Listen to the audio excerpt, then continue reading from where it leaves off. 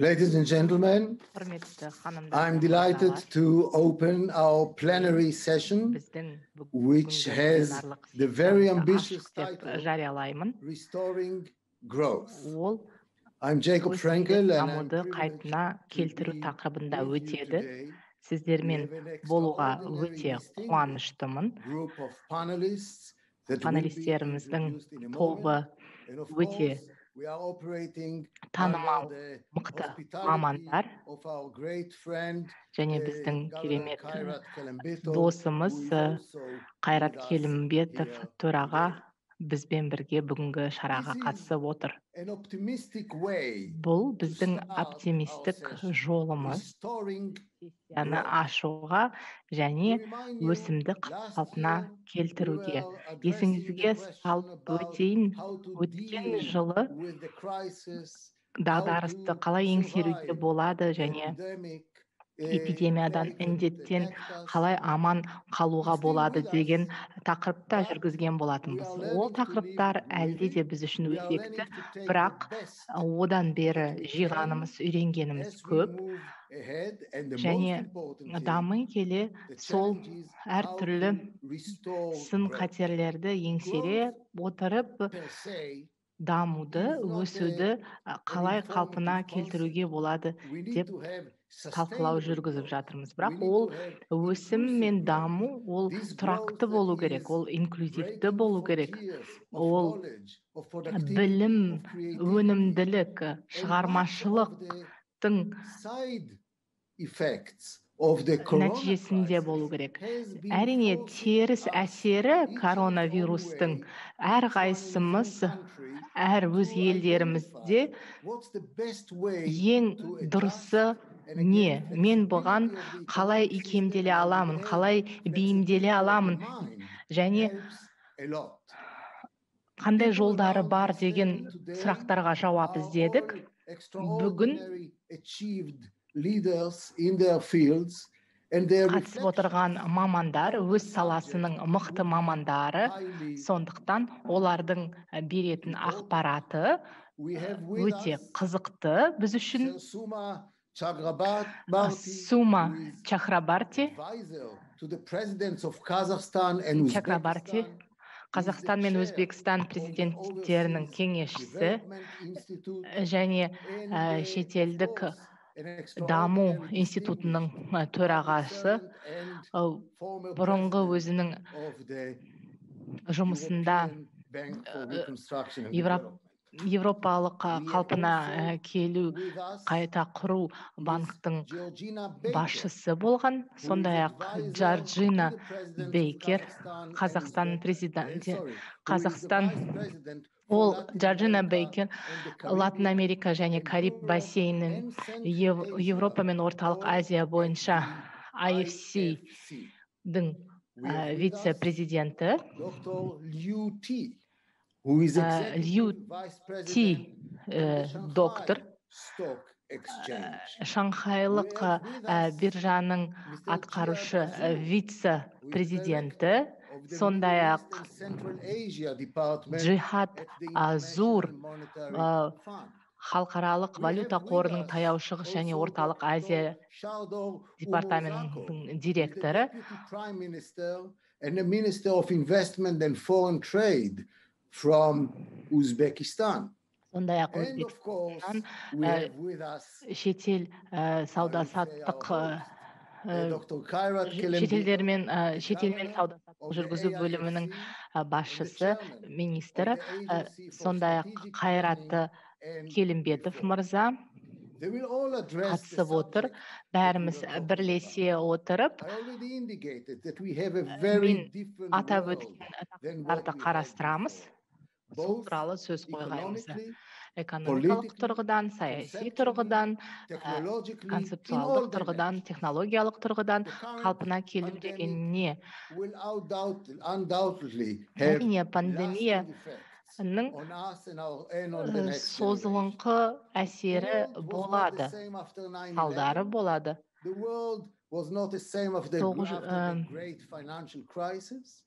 Америкадағы 911 деп аталған жарылыстан кейін, басқа да үлкен оқиғалардан кейін әлем өзгерді. Бұрынғы әлем емес, жаңа әлем болды. COVID пандемиясынан кейін де бұл жаңа әлем болады. Сол жаңа әлемде өзгерістерді қабыл алып, жақсы бейімделе білу біздің міндетіміз. Індет COVID-19 індеті теңсіздікті, жабылған шекараларды және жалпы жаһандану процестерінің тұрақсыз екенін көрсетті. Денсаулық сақтау ешқандай шекараға бағынбайды. Сауда да сондай-ақ сауда-саттық, тауарларды жеткізу салаларында көптеген өзгерістер болды. Бұл 2020 жылға дейінде болған тенденциялар, қашықтықтан жұмыс істеу, қашықтықтан әрекет ету, оған дейінде болған, бірақ 2020 жылы осы үрдістердің бәрі жылдамдап, тез өзгеріске ұшырады. Жаһандану бойынша да өкінішке орай көп шекаралар әлде де жабық, әлде де ашылмаған. Сондықтан онлайн модельге өтіп, біз сіздермен жиі түрде сөйлесіп, 2020 жылдан кейін видеоконференцияға көштік. Бүгінгідей, дәл бүгінгіде. Әрине, пандемия бизнесті тоқтатты, бірақ біз жаңа өмірге бейімделдік. Тиімді болуға үйрендік. Және тез, жылдам шешімдерді пайдалана бастадық. Дегенмен, пандемия тек қана қауіп қатер ғана емес, одан басқа, одан бөлек болашақта қалай дамуға болатын, қандай бағдар алу керек екенін көрсетіп берді. Сондықтан біз тек қана дамуды, өсуді орнына келтіріп қана қоймай, жаңа дамуды, жаңа өсуді бастауымыз керек. Осымен біздің жақсы досымыз Сарсума Чакрабуарти, Өзбекстан және Қазақстан президенттерінің кеңесшісі, не сөз бергім келеді. Көп рахмет, Джейкоб. Сіздің осындай кіріспе сөзіңізден кейін тағы қосарым бар ма, жоқ па білмеймін, керемет сөз айттыңыз. Something that I wanted to start with, which I think the right title. Мен айтайын деген мәселелердің басын қозғадыңыз. Тұрақты және инклюзивті даму және өсу нарықтық экономиканың негізінде орын алу керек. Мен өзім жұмыс істеген Еуропалық қайта құру банкі және Джорджина жұмыс істейтін халықаралық қаржылық корпорациясының күн тәртібінде де тұрған мәселелер сол. COVID індетінен кейін түсінгеніміз, кейбір бағыттарда ешқандай ілгерілеу жоқ. Мысалы, халықаралық міндеттемелер бойынша, тұрақты даму мақсаттарына қол жеткізу бойынша COVID-қа дейін де бірқатар қиындықтар болған.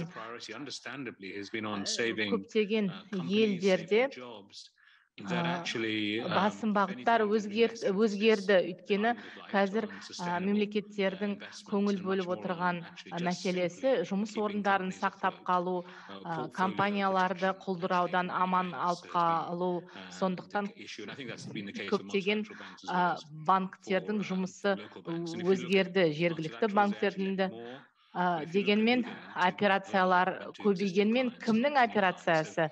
Бұрынғы клиенттердің операциясы жұмысы көбейген сияқты, бірақ жаңа клиенттер келмей жатыр. Екіншіден, үміт бар. Гендерлік теңдік және мүмкіндікке теңдік, тең қолжетімділік бағдар бойынша Қазақстан мен Өзбекстанда үлкен нәтижелерге жеттік. Өңірлік теңсіздік бойынша көптеген дамушы елдерде бұл мәселе қиындық болып тұр. Пандемияға дейін де, бірақ пандемия оны ары қарай күрделендірді. Жұмыссыз қалған азаматтар бар. Өкінішке орай, көптеген әйел адамдар нарықтан тыс қалды соңғы 18 ай ішінде. Джини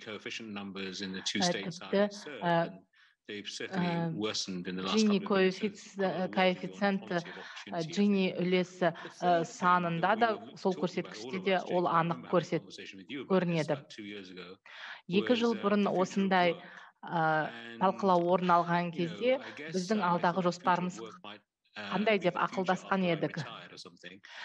Сол кезде мен зейнетке кеткеннен кейін көптеген мәселелер шешіледі, жұмыс болмайды деп шешкен едім. Өкінішке орай ондай емес сияқты. Бәріміз осындай жиналыстарға қатысу арқылы, талқылау мен ақылдасу арқылы ары қарай қандай әрекеттер істеу керек екенін анықтауымыз керек. Соңғы 18 айда қандай өзгерістер орын алды, тиімділікті қалай арттыруға болады, процесстерді қалай тездетуге болады.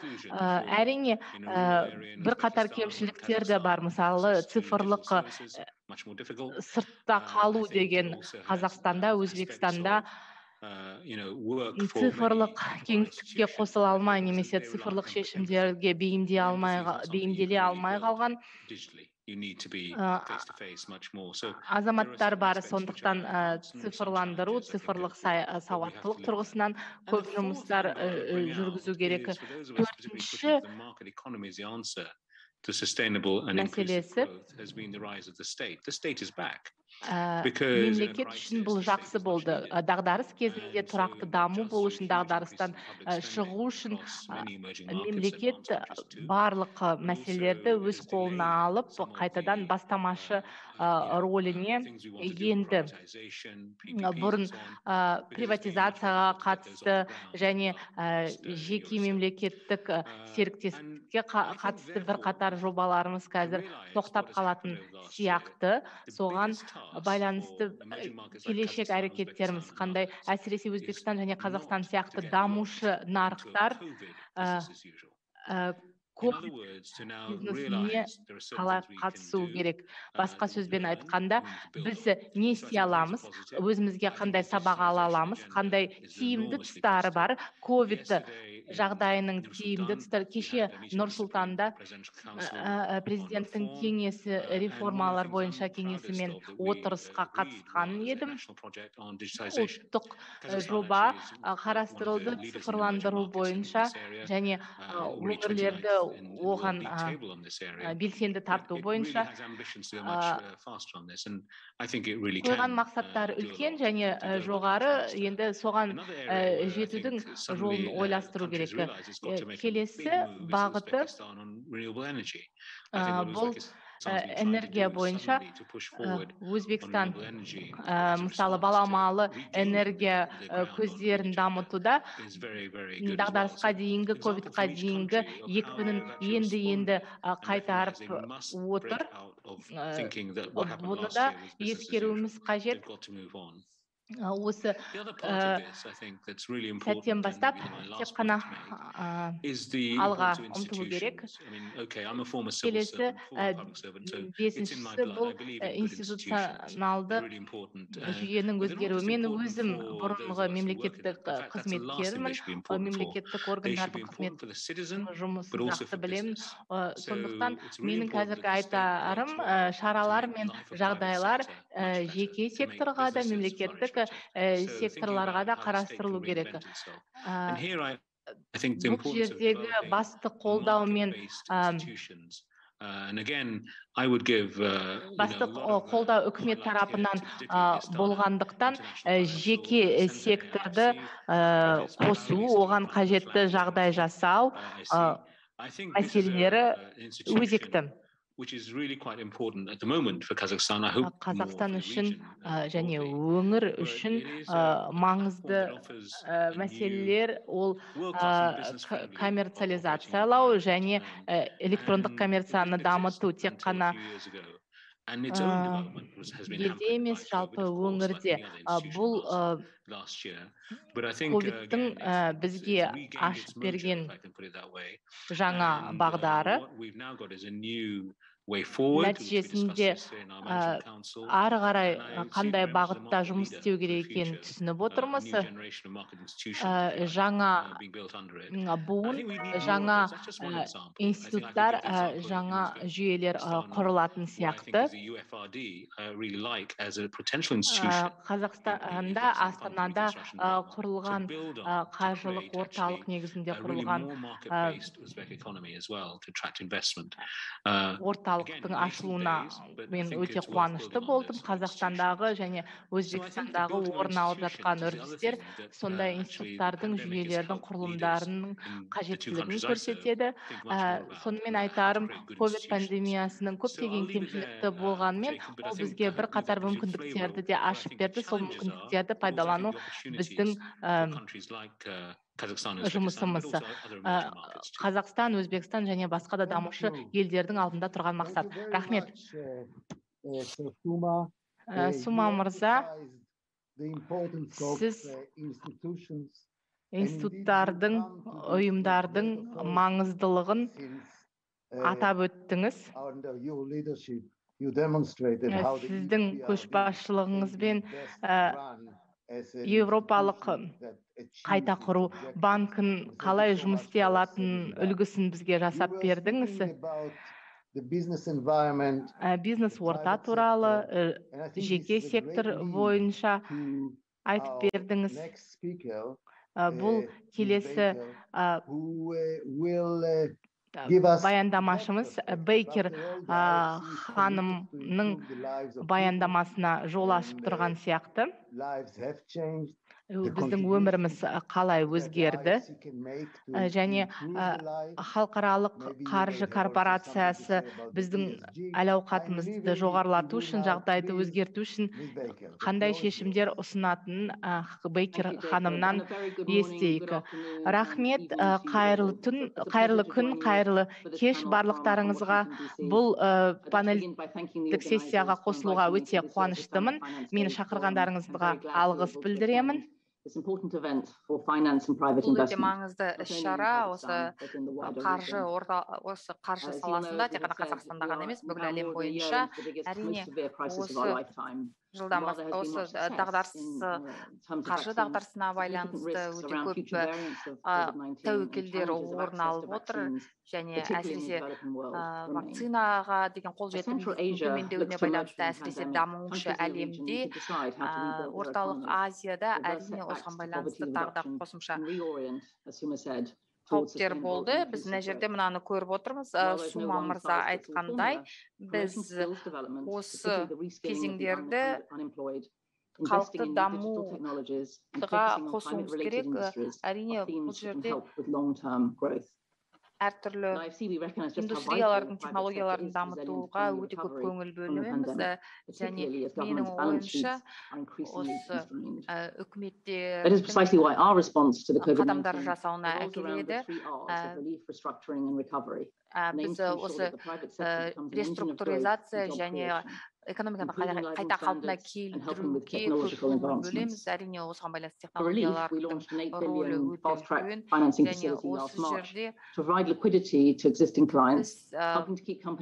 біз клиенттерді сақтап қалуға және компанияларды бизнесті қалай сақтап қалу жөнінде ойлану керек. Кәсіпкер әйелдерге қолдау көрсету керек және 2019 жылы оларға өте үлкен жағымсыз ықпал етті. IFC had a record year of investment in the Europe and Central Asia region, with over 4 billion in long-term finance provided.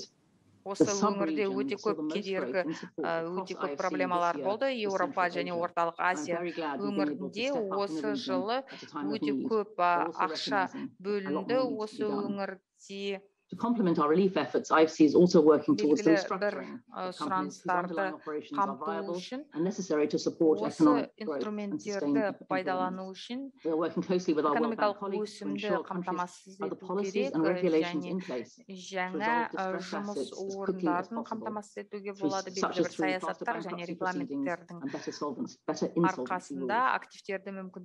As a leader in this space, IFC is well positioned to support the development of a strong distressed asset market through our DARP, Distressed Asset Recovery Program, and are pleased to be working with the government of Kazakhstan on creating a market for distressed assets in the country. Finally, the third тиімді пайдалану бойынша бағдарламаларды жүзеге асыру керек. Қазақстанда және басқа өңір елдерінде стратегияларымыздың негізгі бағыттарының бірі оны қалпына келтіру және біз осы жерде үш бағытта жұмыс істейміз. Жасыл технологиялар, орнықтылық және қайта қалпына келтіру. In 2023 and 100% by 2025. Жұмыс туралы айтатын болсақ, 2023 жылға дейін арнайы мақсаттар қойылған. Париж келісімі аясында белгілі бір секторларға қолдау көрсету керек. Дағдарыстан ең көп зардап шеккендерге қолдау көрсету керек. Яғни бұл жерде Қазақстанға белгілі бір әрекеттестікті қамтамасыз етуге қолдау көрсету керек және сонымен қатар ең үздік клиенттік тәжірибе мен әрекеттестікті қолдану үшін жұмыс жасау керек. Өңірдің әртүрлі елдерінің арасында және пандемия кезінде зардап шеккендер біздің көмегімізге мұқтаж екенін ескеру керек және бір халық топтары, осал халық топтары және we provided microfinance organization KMF with a $25 million loan to further enable it to support its 217,000 customers. The third recovery needs to be addressed is the financial inequalities within societies, including gender-based discrimination. According to the United Nations, women will lose as much as 25 years of development progress because of the pandemic. To help them gain back the ground they have lost, we are continuing to work with financial institutions to provide capital to female entrepreneurs. For example, in Central Asia, we are helping the Uzbek DARP Bank expand its financing to women-owned businesses across the country. Өзбекстанның үкіметі белгілі бір қаржылық көмек көрсетті. Сонымен қатар біз әртүрлі қоршаған ортаға, экологияға зардап шектірмеу үшін белгілі бір қадамдар жоспарлаудамыз. Өйткені біздің клиенттер осы бағытта да жұмыс істегісі келеді. Біз оларға өздерінің қажеттілігін түсінуге, мақсаттарын түсінуге көмектескіміз келеді. Және біздің мүдделі тараптар сонымен қатар белгілі бір шешімдерге қол жеткізу керек. Осы жеке инвестициялар орнықтылықты ескеру үшін менің ойымша АХқО-да осы мәселелерді қарастырады. Қор бізге дағдарыстан кейін қалпымызға келуге көмектеседі, болашақта да көмек көрсетеді. Қазақстанға келетін болсақ, advancing structural reforms while tackling the pandemic will be essential for a strong, sustainable and inclusive economic recovery. This will also enable the private sector participation. түрде қалпына келтіру үшін экономиканы және орнықтылықты қамтамасыз ету үшін және жеке секторды қалпына келтіру үшін. Осы төрт бағыт өте маңызды. Біріншісі экономиканың диверсификациясы, бәсекеге қабілеттілікті қамтамасыз ету, мұнай-газ секторында, қаржылық секторда жақсарту. Менің ойымша Қазақстан үкіметі осы бағдарламаларды жүзеге асырады деп ойлаймын. Жеке секторға өздерінің As I mentioned, we've been жеке working with секторға leading көмек financial көрсету үшін microfinance ресурстарды organizations like әртараптандыру KMF and үшін Annual Credit алдында to boost айтқандай біз lending to micro and small enterprises, институттармен жұмыс including women істейміз entrepreneurs and borrowers in the remote areas of белгілі бір Kazakhstan.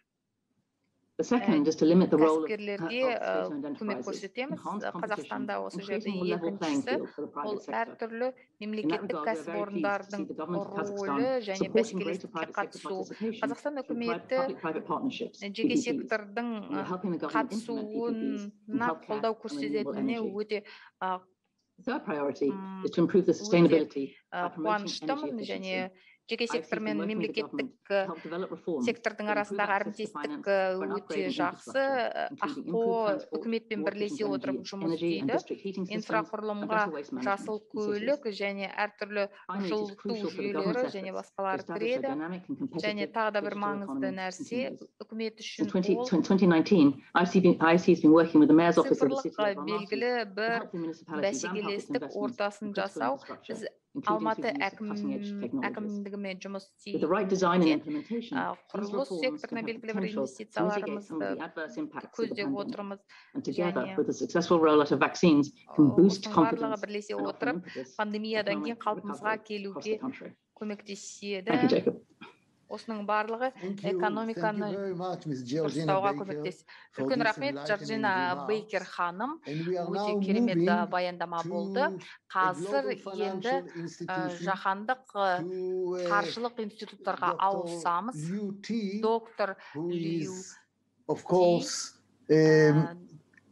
Лю very important executive vice president at the Шанхай биржасының is the role that capital market капитал нарқының қаншалықты маңызды рөлі бар және осы мақсаттарға жетуде, сол туралы айтсаңыз. Сізге сөз. Доктор Лю. Доктор Лю. 我是尊敬的来宾们、女士们、先生们，大家下午好。很高兴今天有机会参加奥斯塔纳金融日的活动。 бүгінгі Астана Finance Day шарасына қатысқаныма өте қуаныштымын. Сіздермен бетпе-бет кездесуге мүмкіндік алған жоқпын. Өкінішке орай пандемия бетпе-бет кездесуге кедергі келтіріп қана қоймай, Қазақстан осы жалпы өңір экономикасының дамуына жағымсыз ықпал етті. Сондықтан өзіндік қайта қалпына келтіру тақырыбы өте өзекті. Қытайда пандемияның қарқыны азайтылғанмен, баяулатылғанмен, халықтың бұрынғы өмірін қайта қалпына келтіру біздің басым мақсатымызға айналды. Біздің биржамыздың негізгі мақсатымыз осы өнеркәсіп пен жұмысты қайта қалпына келтіру мүмкіндігінше капитал нарқы саласында көмек көрсету. Өткен жылы біз облигацияларды шығардық 1 миллиард ақш доллар көлемінде, яғни листингтік компанияларды, комиссияларды төлеуден босаттық, яғни осындай төтенше жағдайларда қолданылатын шаралар. Ұзақ мерзімді перспективада жағдайды талдайтын болсақ, биржа өңірдің және елдің дамуына үлес қоса алады. Дәл осы мәселемен бөліскім келеді. Бірінші кезекте біз міндетті түрде осы жұмыс істеп жатқан нарықтың жұмыс істеуіне қолдау көрсету керек. Яғни, мысалы, бұл жерде біздің Шанхай қор биржасына алатын болсақ, соңғы бірнеше жылдың 2021 жылдың мамырдан бастап 2,6 триллион ақш долларына тең болды, яғни Азиядағы ең ірі биржаға жетті. 2,119 триллион ақш долларына жетті 2020 жылы. Акция мен облигация арқасында тартылған капитал 580 миллиард ақш долларына тең болды, және ол компаниялардың дамуына маңызды үлес қосты. Енді инвестициялық қор нарқына келетін болсақ, ШФБ бұл жерде әлем нарқымен жұмыс істейді және даму мен инновацияға баса назар аудартады. Қазіргі кезде біз осы сауда көлемі бойынша озық орындамыз. Қытай экономикасына келетін болсақ, Шанхай қор биржасы дамушы салаларға қолдау көрсетеді. Бұл жерде ETF Star 50, ETF ғылым технологиялар және басқалары. Және соңғы уақытта біз соңғы бірнеше жылда бұл өнімдер ең белсенді саудаланатын өнімдер болып саналады. Олар тек қана тәуекелдерді басқарудың инструменттері ғана емес, сонымен қатар жалпы нарықта баға құрудың өте маңызды инструменттер болып отыр. Біз әртүрлі даму кезеңінде әртүрлі қажеттіліктерді өтеуіміз керек. 2019 жылы акцияларды шығару үшін Шанхай қор биржасы Star Market'ті жасады. Тіркеуді жасап көрді. Star Market'ті қолданушылардың саны 300 компаниядан асты. 60 миллиард ақш долларынан асты. Star Market қаржыландырудың жаңа жолын ашты инновациялық компаниялардың көп саны үшін, яғни экономикалық өтпелі кезеңге және модернизацияға өте үлкен үлес қосты. Екіншісі инновацияларға келетін болсақ, біз өткен аптада бірінші 5 қоғамдық деңгейде ұсынылатын инфрақұрылымдық жобаларға куә болдық, және бұл жерде аз дамыған, төмен дамыған инфрақұрылымы бар жобаларға көбірек көңіл бөлінеді. Сонымен қатар бұл жерде активтердің секьюритизациясы қолданылады және қаржылық ұйымдардың жүктемесін азайтуға тырысып, нақты экономиканың секторына көмектесуге тырысамыз. 2018 жылы біздің биржа бір белдеу бір жол облигацияларын шығарды. Ағымдағы жылы 24 облигация шығарылды, 26,8 миллиард юаньға, және Шанхай қор биржасы инновациялық әдістерді енгізді, яғни тиімділік коэффициенті, жасыл облигациялар. Өткен жылы 23 жасыл компания IPO-ға шықты біздің биржада, және Шанхай қор биржасының нарқы 40 миллиард ақш доллары деңгейіне жетті, және соңғысы өңірлік экономикалық ынтымақтастықты дамыту керек. Соңғы жылдары Шанхай қор биржасы Азияда және басқа әлемнің түкпір-түкпіріндегі биржалармен жұмыс істеді. 2014 жылы Шанхай Гонконг Стоп НФ желісін іске қосты. 2021 жылдың маусымның соңында Шанхай Коннекттің кірісі 400 миллион ақш долларынан асты. Қазіргі кезде 4 компания Шанхай қор биржасында тіркелген 4 компания Лондон қор биржасына енгізді 6 миллиард ақш долларына, яғни өнімдер әрекеттестері аясында Қытай Жапон ETF-тары әрекеттестіктің жаңа жолдарын ашты. Біз осы сияқты келіссөздерді жасаудамыз. Кореяның биржасымен осы келіссөздерді жүргізудеміз. Осындай ынтымақтастыққа қол жеткізу үшін 2018 жылы Астана International Exchange іске қосылды. AHQO-мен бірлесе отырып осы форум ұйымдастырушымен соңғы жылдары өте керемет прогресске қол жеткізді.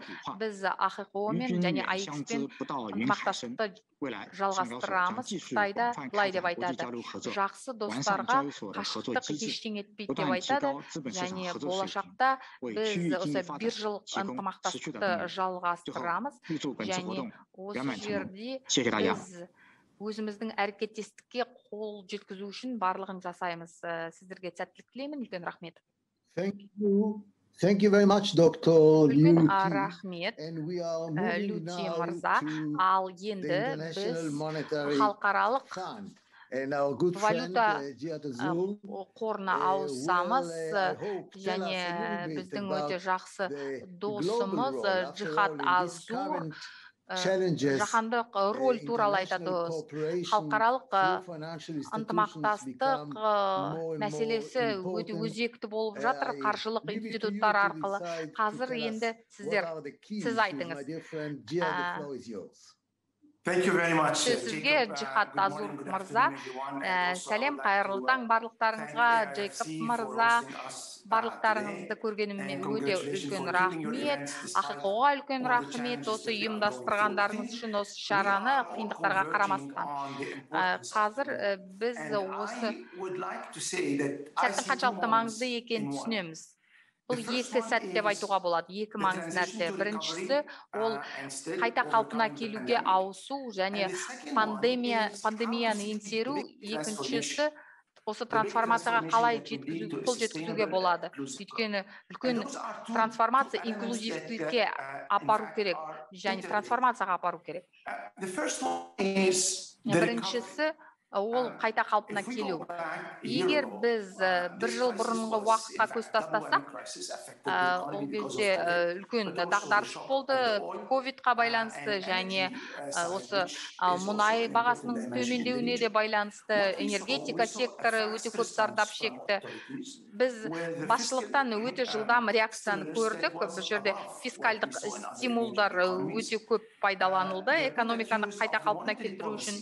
Ал енді валюталық саясатқа келетін болсақ, неғұрлым осы ковидқа және басқа да сыртқы факторларға байланысты шоктардан құтқару үшін осы фискалдық қаржылық шаралар қолданылды. Және ол шаралар экономикадағы төмен түсуді шектеу қажет. Ал енді сыртқы факторлар соңғы жылдың ішінде кейбір факторлар жақсарып кетті.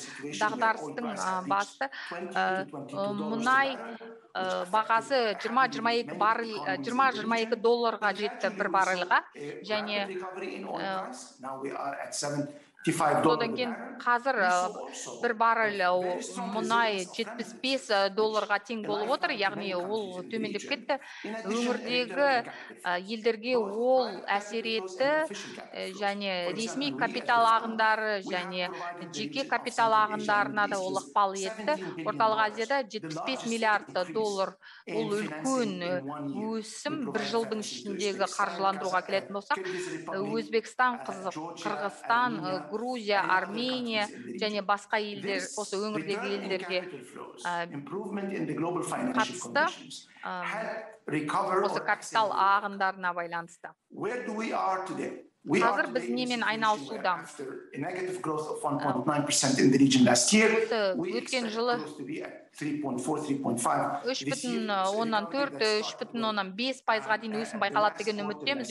Өткен жылы 1,5% дейін түсіп қалды ол өсім. 3,5-4% дейін өсім болады деген үміттеміз. Бұл әрине жақсы, бірақ та бұл жеткілікті емес. Бізге кем дегенде 7 жыл қажет болады. 2019 жылға дейінгі деңгейге жету үшін кем дегенде 7 жыл керек болады. Ал енді осы индикаторларға келетін болсақ, дамушы Еуропа экономикасыларына, мысалы, 20 жыл керек болады. Бұл шынайы үлкен проблема. Осы қайта қалпына келтіру үшін оған кедергі болып отырған белгісіздіктер. Біріншісі, вирустың өзі. Біз әлі екі топ елдер бар. Біріншісі, бірінші топтағы елдер вакцинацияны бастап қойды, екіншісі әлі ойлануда, екінші топ. Яғни осы өңірде тіпті жартақ процентқа дейін ғана өсім болуы мүмкін, егер осы мәселелер, осы вакцинацияға байланысты мәселелер шешілсе. Әрине, 2019-2020 жылдары фискалдық стимулдар пайдаланылса, экономикаға ол өзінің бір жағымсыз ықпалдарында тигізуі мүмкін. Екі трансформация келе жатыр. Біреуі осы қайта қалпына келуге өту және орнықтылыққа қол жеткізу.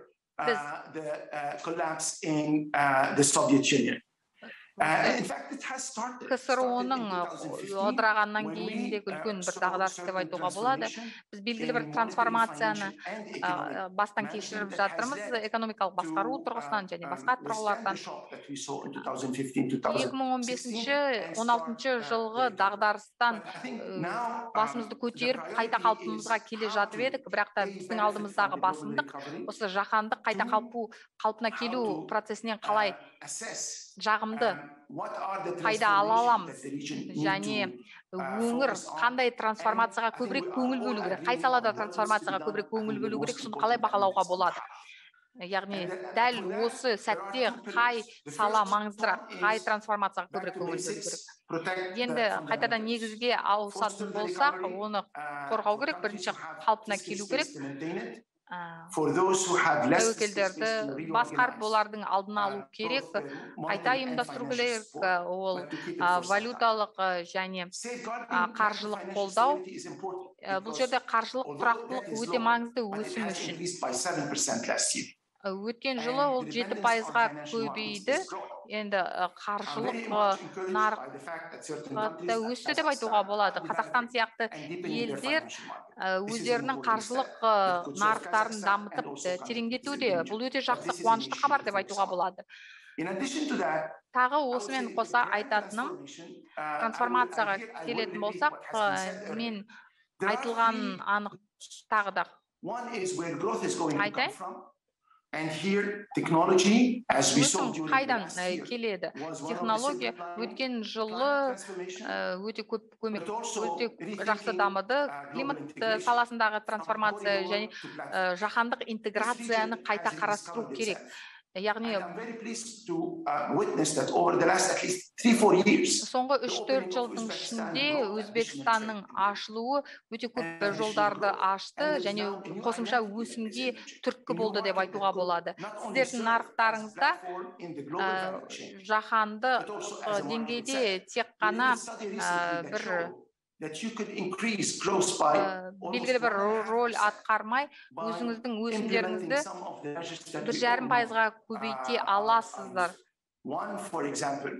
Мысалы, қалай? Осы жаһандық құн тізбегіне қол жеткізу арқылы және оны жеделдету арқылы. Әрине, сол сияқты қадамдарды жасауға болады. Бұл жердегі драйвер need for enablers. And enablers are бұл жерде не көмектеседі? Ол жаңа инфрақұрылымдар және технологиялар. Технологияға қол жеткізе алатындар және технологияға қол жеткізе алмайтындардың арасындағы үлкен айырмашылық бар екенін өткен жылдың нәтижелері көрсетті. Сонымен ортақ инфрақұрылым жасалу керек өңірде. Бұл өте маңызды. Білім беру және ғылым мен зерттеу тұрғысындағы коллаборация. Еуропа өте табысты жобасы бар. Онда кем дегенде 5 ел қатысады. Біз кооперациядан, мемлекет деңгейінде кооперациядан, біз осы жоба деңгейінде кооперацияға ауысуымыз керек. Тағы да бір маңызды нәрсе ол сенім. Сенім қайта қалпына келу үшін институттар трансформация және реформалар жасау, енді бұл ең қолжетімді нәтижелер деп айтуға болады. Бұл жерде өте үлкен потенциал бар, өсімді жақсарту бойынша және бәсекеге қабілеттілікті орнына келтіру бойынша. Екінші нәрсе, осы сенімді қайта қалпына келтіру үшін әлеуметтік саланы жақсарту керек. Бұл бейресмилік әлі де өңірде өте көп бар, оның көрсеткіштері өте көп. Әрине, бұл жерде осы сектордың қысқартылуына әкелуі мүмкін. Цифрлық өту, цифрлық трансформацияға қол жеткізу өте жылдамдауы мүмкін. Әрине, бұл жерде белгілі бір ортақ талпыныстар қажет. Әйелдер мен жастардың рөлінде нығайту керек. Жақында әлеуметтік инклюзив бойынша зерттеу болды. және осыған байланысты 90-шы жылдардың басынан бастап белгілі бір алға қарай жылжулар орын алды. Біз белгілі бір проблемаларға қол жеткізіп бірақ алаңдатушылық тудыратын кейбір мәселелер бар. Және өңір үшін бұл қадамдар өте пайдалы деп ойлаймын. Мені қуантатын бір нәрсе, қазір елдер бір-бірімен тығыз байланыста жұмыс істеп жатыр және шынайы нәтижеге қол жеткізу үшін жұмыс істеуде. Бұл жай ғана ірі экономикалар арасындағы бір экономикалық дәліз ретінде ғана роль атқарудың орнына осы өңір бір-бірімен байланысты болу керек. Қытай 1,5 миллиард тұтынушымен, осы Қытай мен Еуроодақ арасындағы бір дәнекер ретінде, байланыс ретінде ғана болмау керек. Ол жай ғана дәліз емес, өзі бір маңызды роль атқару керек. Сондықтан біз стратегиямызды қайта қарауымыз керек. Қазақстан бұл жерде өзінің траекториясын жасай бастады. Өзбекстанда сол бағытта жұмыс істеуде, өңірдің басқа елдерде осы бағытта жұмыс істеуде. Бұл өте маңызды, бұл өте күрделі, бірақ қызықты сәт деп айтуға болады. Үлкен рахмет, Джихат мырза, өте жақсы оптимистік баяндама болды. Ал енді келесі сөзді Өзбекстан өкіліне бергім келеді. Орталық Азияға қайта оралайық. Халықаралық эксперттерден естідік осы мәселелер бойынша. Өмірзақов мырза, доктор Өмірзақов, сіз өңірдің ең маңызды елдерінің өкілісіз. Сіздің ойыңызда Өзбекстан үшін не маңызды және Қазақстан үшін маңызды? Осы адамдар, инвесторлар бірлесе отырып өңір үшін не істей алады? Орталық Азияның өсім парадигмасын ауыстыру үшін не істей алады? Бұл өте маңызды деп ойлаймын, өйткені бізбен бірге Сума мырза бар. Қазақстан президентінің кеңесшісі. Осы сұрақтарға жауап беруге тырысайық. Доктор Френкел, мырза, үлкен рахмет. Осында болғаныма өте қуаныштымын. Мен үшін бұл үлкен құрмет. Мен алдыңғы баяндамашыларды өте мұқият тыңдадым. Және олар өздерінің пікірлерімен бөлісті. Менің айтайын дегенім, барлықтарыңызға үлкен рахмет айтқым келеді, сіздердің құнды ұсыныстарыңыз бен пікірлеріңіз үшін. Сіз айтқандай, Френкел мырза, егер біз осы өңірге қайта оралатын болсақ, осындағы орнықты өсім туралы айтатын болсақ, мен біріншіден сіздерге мынаны айтқым келеді. Өткен жылы басталған пандемия біздің көзімізді ашты деп айтуға болады, өте көп маңызды бір мәселелерге. Өзбекстанда және Орталық Азияның басқа елдерінде де солай деп ойлаймын. Біз мынаны байқадық. Өзіміздің осал тұстарымызды анықтадық. Алдында оларға мүлдем көңіл бөлмеппіз. Сонымен қатар біз жаңа мүмкіндіктерді аштық деп айтуға болады. Және ол мүмкіндіктер үнемі көз алдымызда болған, бірақ сол бойынша елеусіз қалған. Шынында да Өзбекстанда біз белгілі бір экономикалық өсімге қол жеткізіп отырмыз. Өткен жылдың ішінде өте аз елдер оған қол жеткізді. Әрине, бұл өсім деңгейі біздің күткенімізден әлдеқайда төмен болды. Дегенмен, мен мынаны айтуым керек. Осы олқы осал тұстардың барлығы біз анықтаған. Қазір оларды ескере отырып, олар бойынша жұмыс жасау керек, және үздіксіз түрде орнықты дамуды қамтамасыз етуіміз керек. Ең негізгі осал тұс біздің Өзбекстанда байқалған, әсіресе пандемияның бастапқы айларында, ол географиялық орналасуымыз. Яғни осы көлік инфрақұрылымдағы әртүрліліктің жетіспеушілігі, яғни тауарларды жеткізуде тағы басқа тасымалдауда проблемалар болды. Өткен жылы тағы байқағанымыз, Өзбекстанда біз ауқымды деңгейдегі реформа күн тәртібін жалғастыруымыз керек. Өткен жылы осы біздің жеткен жетістіктеріміздің бірі, негізгі жетістіктеріміздің бірі Өзбекстанда. Біз осы реформаларымызды жалғастыруымыз керек. Әрине, кейбір реформаларды біз кейінге қалдыруға мәжбүр болдық, бірақ дегенмен біз реформаны тоқтатпауға тырыстық. Әрине, ол өте көп күшті қажет болды. Шынын айтқанда, біз үшін бұл өте қиын болды, өте күрделі болды.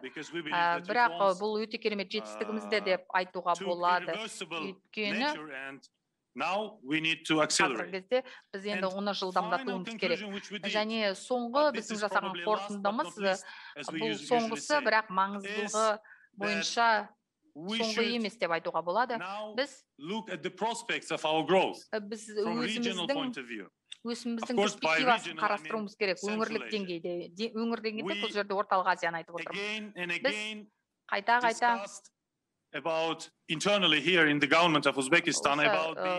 Өзбекстан үкіметі ішінде үлкен зор әлеует туралы айттық. Орталық Азия елдерінің арасындағы ынтымақтастықты дамыту бойынша пайдаланылмаған мүмкіндіктер өте көп екенін анықтадық. Өткен жылы біз мынаны байқадық. Біз ойлануымыз керек, жоспарлауымыз керек, жұмыс істеуіміз керек. Өңірлік деңгейде, ұлттық деңгейде, тек қана бір ел деңгейінде емес. Егер біз пост-ковид әлемінде жұмысымызды жалғастырғымыз келсе, пост-ковид экономикасында жетістіктерге қол жеткізгіміз келсе, біз осы өңірлік деңгейде бір-бірімізбен бәсекелестікті тоқтатуымыз керек. Өйткені біздің экономикаларымыз бір-бірімен бәсекелеспеу керек. Олар бір-біріне келісінше үйлеседі деп айтуға болады. Өкінішке орай, көптеген елдегі әріптестеріміз біздің өңірде осы мәселені дұрыс түсінбейді. Өкінішке орай, Өзбекстанның өзінде өте көп адамдар осыны әлі түсінген жоқ. Мен сіздерге бір мысал келтірейін. Жақында, 2 апта бұрын біз Тәжікстанға бардық. Ресми сапармен Тәжікстанға бардық.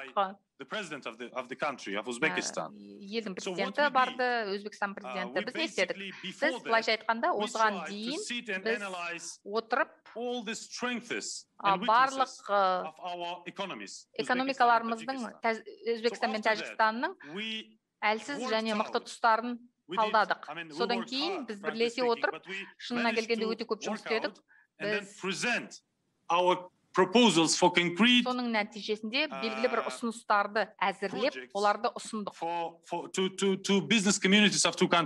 Екі елдің бизнес қауымдастықтарына, бизнес қауымына ұсыныстар жасадық. Яғни екі елдің әлеуетін пайдалану үшін, яғни күшті біріктіру әлеуетін, өсімді біріктіру әлеуетін жүзеге асыру үшін ұсыныстарымызды айттық. Содан кейін арнайы іс-шара, яғни бизнес форум өтті. Біз оны өте аз төмен дамыған өңірде жүргіздік. Тәжікстанда Хатлон провинциясында нәтиже өте керемет таңғаларлық болды. Өйткені біз екі елдің бизнес қауымын біріктіруге қол жеткіздік. 200 нақты жоба нәтижесінде пайда болды. $7 миллион. Ол тағы да құн тізбектерін пайда болуына, экспортталатын тауарларды өндіруге бағыт алды. Олар жергілікті нарықты да өтей алатын болды, қажеттіліктерін өтей алатын болды. Бұл өнім, осы жобалардың барлығы шағын және орта бизнестермен жасалды екі елде. Яғни біз күштерімізді қалай біріктірдік? Оның тағы да бір мысалы, ол бірлескен инвестиция қоры. Қырғызстанмен оны жасадық, біз $677 миллион осы жоба жасалды қорлар бойынша. Ол жақында басталады. Біз Тәжікстанда бірлескен инвестициялық компанияның негізін салдық. Капиталдың 90% Өзбекстан қаржыландырады. Бірақ бұл маңызды емес, маңызды нәрсе не? Ол мен айтқан жобалар сияқты жобаларды қаржыландырады. Орталық Азияда біз бірлесе отырып жұмыс істеуіміз керек, және инфрақұрылымды күшейту үшін, байланыстылықты көбейту үшін жұмыс істеуіміз керек. Сіздер білесіздер, біз арнайы халықаралық конференцияны өткізбекпіз байланыстылық мәселелер бойынша 15-16 шілдеде, және оны платформа ретінде қолдануға болады барлық маңызды мәселелерді талқылау үшін. Тағы да бір маңызды нәрсе, біз өзіміздің жасап жатқан қадамдарымызды үйлестіруге тырысуымыз керек. Яғни бұл жерде біз өзіміз инвестициялық климатты жақсарту үшін, бизнес климатты жақсарту үшін жасап жатқан қадамдарымызды үйлестіруіміз керек біздің елдерімізде. Яғни біз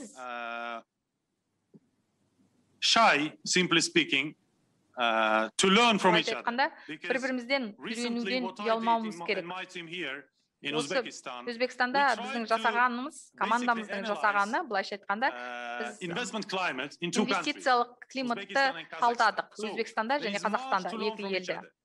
Біз бір-бірімізден үйренетін нәрсеміз көп, және біз енді үй жұмысын жасауды бастадық. Егер біз барлығымыз күшімізді біріктіріп, өте көп тәжірибе бөлісу платформалары болса, экспортты бірлестірсек, біз өте көп үйлестіру жұмысын жасап, бірлескен бірыңғай инвестициялық кеңістікті жасай аламыз Орталық Азияда. Тағы да бір рет айтқым келеді, басып айтқым келеді. Кешірім сұраймын, біз сөзді қолданғаным үшін бір-бірімізбен бәсекелесіп, немесе бір-біріміздің есебімізден пайда табудан аулақ болуымыз керек. Осы паранойя бізге мүлдем қажет емес. Біз орнықты, үздіксіз экономикалық өсімге қол жеткізгіміз келсе, күшімізді біріктіруіміз керек. Мен өте көп сөйлегім келеді. Менің бүгінгі айтатын сөзім, біз бір-бірімізбен бәсекелестікті тоқтатуымыз керек. Біз күшімізді біріктіру керек. Және барлығымыз үкіметтер, жеке сектор өкілдері, үкіметтік емес ұйымдар, экспорт қауымдары өзіміздің адамдарымыздың пайдасы үшін бар мүмкіндіктерді дұрыс пайдалануымыз керек тиімді түрде. Сонымен қатар біз нақты мәселелерге көңіл бөлуіміз керек. Нақты бастамалар мен жобалар. Тек қана жалпылама қызықты бір идеяларды талқылап қана тоқталып қалмауымыз керек. Біздің ортақ болашағымыз, ортақ тарихымыз жөнінде жалпы ұрандатып сөйлегеннен басқа нақты бізге жобалар қажет, және ол жобалар тек қана Өзбекстан мен Қазақстан үшін ғана емес, бүкіл өңірге пайдасын тигізетіндей болу керек. Сонымен қатар, жалпы алғанда біз өте көп уақыт жоғалттық, және мүмкіндіктерді өте көп жоғалттық. Бұнан ескеруіміз керек. Жаңа проблемалар, жаңа сын тегеуріндер өте көп. Орталық Азияда ол қауіпсіздік мәселелері, Ауғанстандағы соңғы болып жатқан оқиғаларға байланысты, және басқа да тәуекелдер бар. Мен қуана мынаны хабарлағым келеді. leaders of all 5 Central Asian countries in Орталық August Азия this year. елдерінің This will барлығы be бірлесе for the отырып, third time in our modern history in last басы қосса, 3 бұл years соңғы 3 жылда үшінші рет деп айтуға болады. Бұл will be a clear demonstration of our commitment to move in біздің the right direction. дұрыс бағытта жүріп жатқанымыздың I растамасы. want to use this opportunity Мен осы мүмкіндікті пайдалана to отырып, thank айтқым actually келеді. all our participants. I want to Барлық thank our қатысушыларымызға алғыс partners айтып, from MDBs, from серіктестерімізге, IFC, from IMF, financial institutions халықаралық like валюта қорынан, Financial Center халықаралық or Shanghai Stock қаржылық Exchange, of course. I корпорациясынан, want to АХКО, express my Шанхай gratitude to my dearest Suma, биржасынан who is және actually құрметті a symbol мистер of Суммаға our алғысымды future айтқым joint келеді. coordinated Сумма work in Central мырза, Asia, сіз because Mr. Frankel, біздің you mentioned that бірлескен Uzbekistan and Kazakhstan are үйлестіруші actually жобамыздың символысыз. two key Central Asian countries. Өйткені I think екі that with due маңызды respect негізгі to your words, орталық Азияда in Central орналасқан Asia, елдерге we have 5 key кеңесші countries, and ретінде all of them has бізді their жақсы білесіз. their own, Орталық Азияда 5 place and мемлекет бар ғой, have to әрине. play their own Бірақ role әрқайсысының when it comes to our рөлі sustainable бар, әр growth, орнықты, for more than тұрақты 65 дамуда. million people living in this region. Осы So thank you very much. өңірде 65 миллионнан And, астам халық I өмір will сүреді. be more than happy to host all of you in рахмет. Uzbekistan someday. Барлықтарыңызды Өзбекстанда көруге дайынмын. Рахмет, рахмет, көп рахмет. Minister, Deputy Prime Minister, Министр мырза, министр орынбасары, осындай керемет сөздеріңізге рахмет. Жақсы акценттер қойдыңыз. Халықаралық серіктестіктің қажеттігі туралы халықаралық ұйымдар Қазақстан, Өзбекстанды бір-біріне байланыстыру жобалары туралы және басқа да 5 орталық Азиядағы жалпы 5 мемлекет туралы айттыңыз. Енді осы мен Қайрат Келімбетов мырзаға сөз бергім келеді. Қазір ұлттық стратегиялар туралы, қаржылық бағыт туралы көп сөз қозғалды. Қазақстанда реформалар, оның ішінде атап айтқанда АХКО-дағы реформалар туралы айтсаңыз, Қазақстандағы және жалпы өңірдегі дамуға, өсімге ықпал ететін басқа баяндамашылардың ақпаратын ескере отырып, бәрін қорытындылап берсеңіз. Рахмет. Thank you very much. Also, I would like to express my gratitude to all the participants who today discuss all these opportunities for growth. I agree with the definitions that it should be sustainable and inclusive growth. And I think in this terms, like the 2 tiers which been mentioned by Jihad Azur is reforms. Айттық, мистер Джихад мырзаның айтуы бойынша әрине орнықты даму керек. Екіншіден, бізге пандемияға төтеп беру керек. Қазақстан, өзіңіз білетіндей, шоктан шоқтан қорқпайтын иммунитеті бар жүйені 2008 жылдан бері құрып келеді. 2008 жылы қаржылық дағдарыс кезінде, банктердің құлдырауы кезінде, мұнай бағасының төмендеуі кезінде бір қатар шаралар мен реформалар басталған. Оның ішінде біздің from one side, and from the other side, we move to the inflation targeting regime. Мемлекеттік қор іске қосылды. Содан кейін біз теңгенің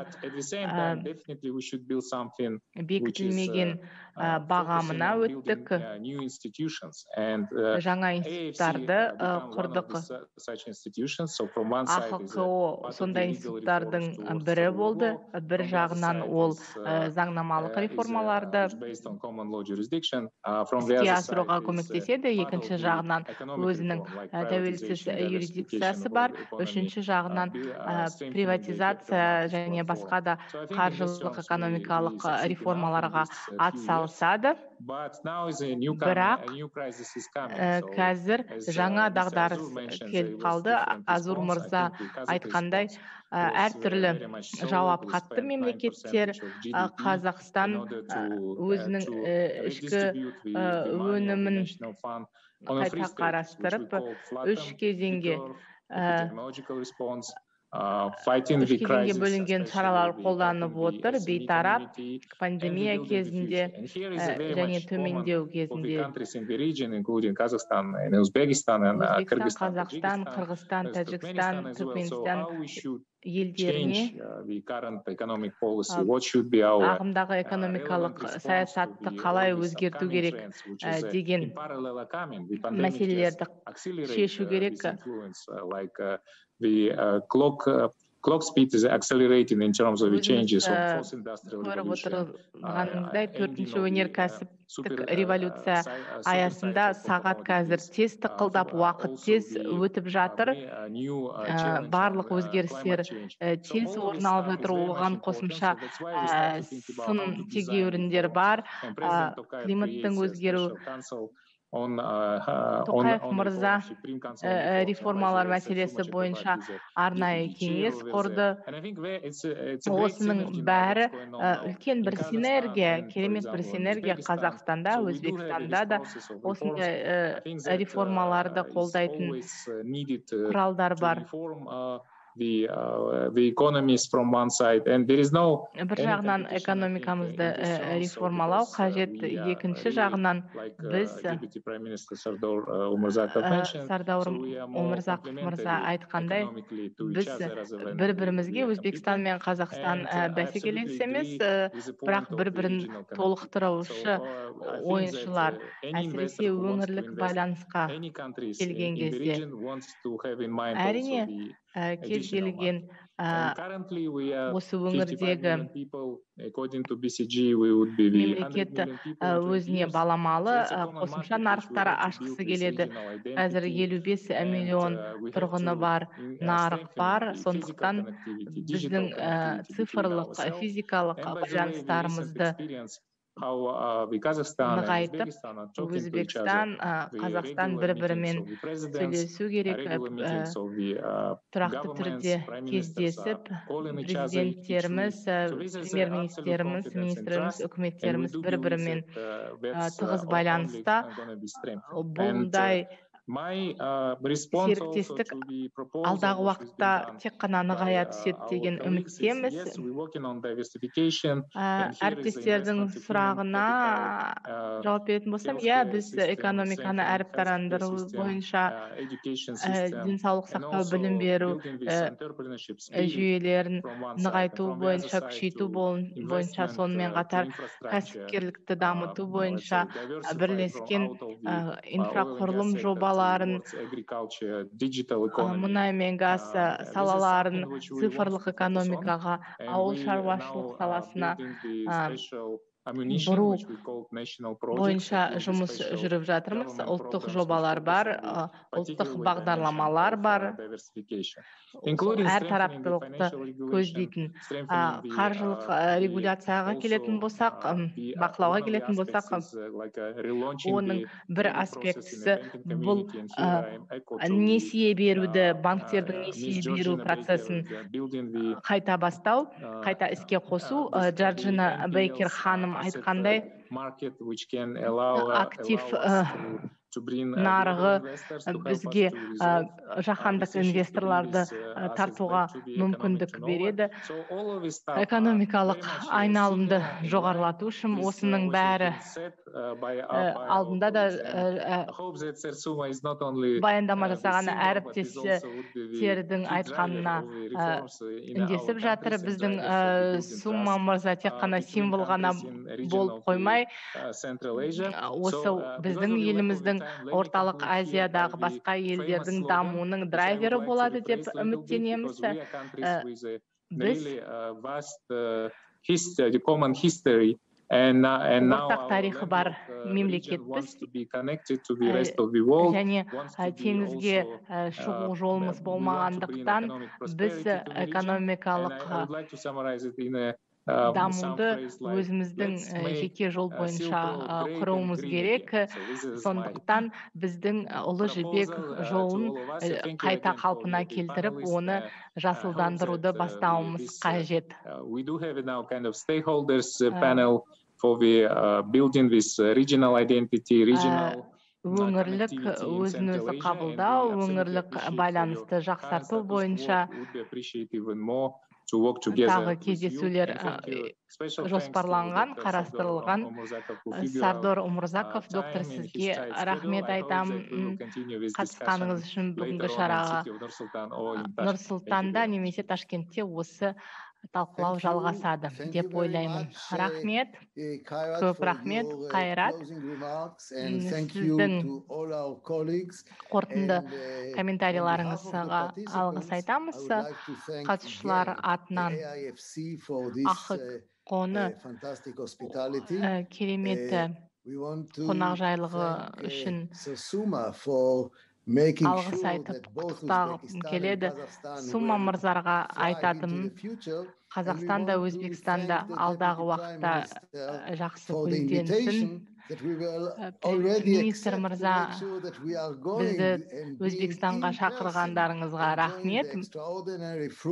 Жанды түрде барып реформалардың керемет жемісін көреміз деп ойлаймын. Барлықтарыңызға жақсы күн тілеймін. Сау болыңыздар.